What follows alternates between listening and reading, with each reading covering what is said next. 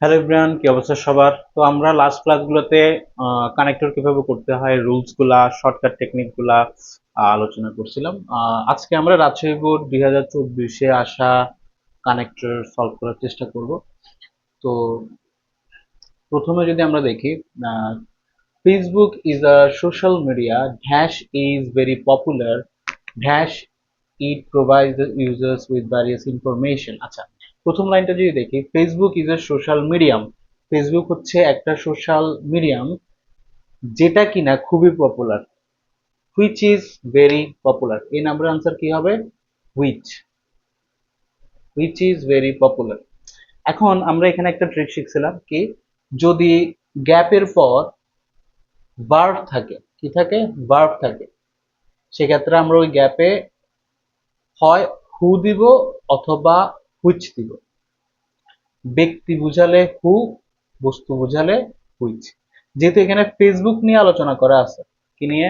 Facebook নিয়ে, এই জন্য আমরা এখানে হুইচ বসাবো। ফেসবুক হচ্ছে একটা, অবশ্যই এটা কোনো ব্যক্তি না, এটা বস্তু অথবা ব্যক্তি হলে হু, ব্যক্তি ছাড়া অন্য কিছু হলে হুইচ। যেহেতু এটা ব্যক্তি না, আমরা এই জন্য হুইচ বসাবো। কেমন? আচ্ছা, বিতে কি বলছে? Dash it provides the users with various information all do not use it for positive purposes.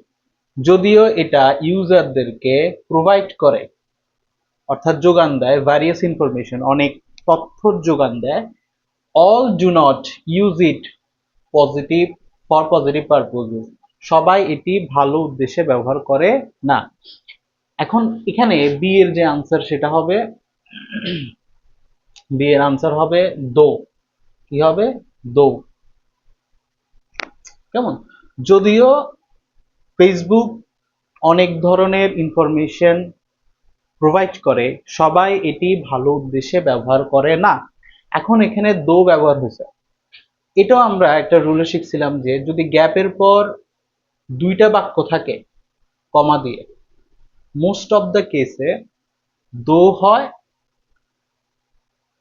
অথবা ইফ হয়। যদি প্রথম বাক্য দ্বিতীয় বাক্যের কথায় মিল থাকে তাহলে ইফ হবে। যেমন ড্যাশ ইউ স্টাডি, তুমি যদি পড়াশোনা করো তুমি পাস করবা, ইউ উইল পাস। আমরা এখানে কি দিব? ইফ দিব।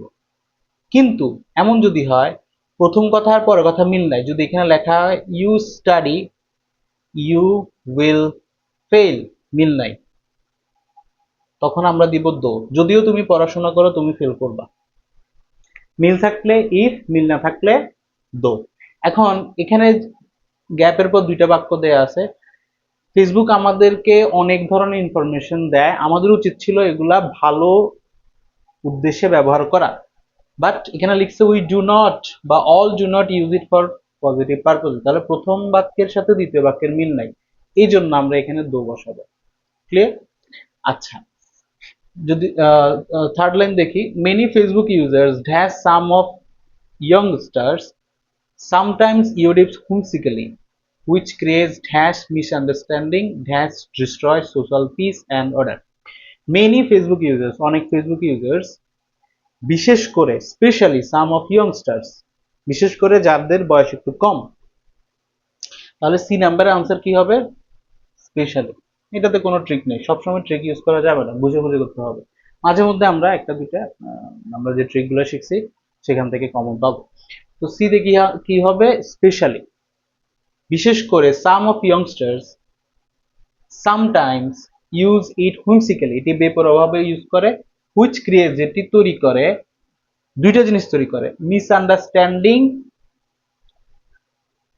মিসআন্ডারস্ট্যান্ডিং তৈরি করে, আর হচ্ছে আমাদের যে সোশ্যাল পিস আছে অ্যান্ড অর্ডার আছে, সমাজের যে শান্তি শৃঙ্খলা আছে সেটা নষ্ট করে। তাহলে দুইটা জিনিস করে।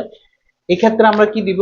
হয় বোথ অ্যান্ড দিব, যদি দুইটা জিনিসের কথা উল্লেখ থাকে বোথ অ্যান্ড দিয়ে লিখে যে আমি চাও খাবো কফি খাবো, I will drink both tea and coffee, or I will drink not only tea, আমি শুধুমাত্র চা খাবো না বাট অলসো কফি।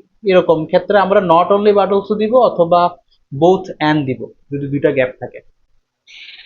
তো এখানে দুইটা উদাহরণ দিছে যে ইয়ংস্টার্সরা যখন এটি হুমসিক্যালি ব্যবহার করে, বেপরোয়াভাবে ব্যবহার করে, সেটি সমাজের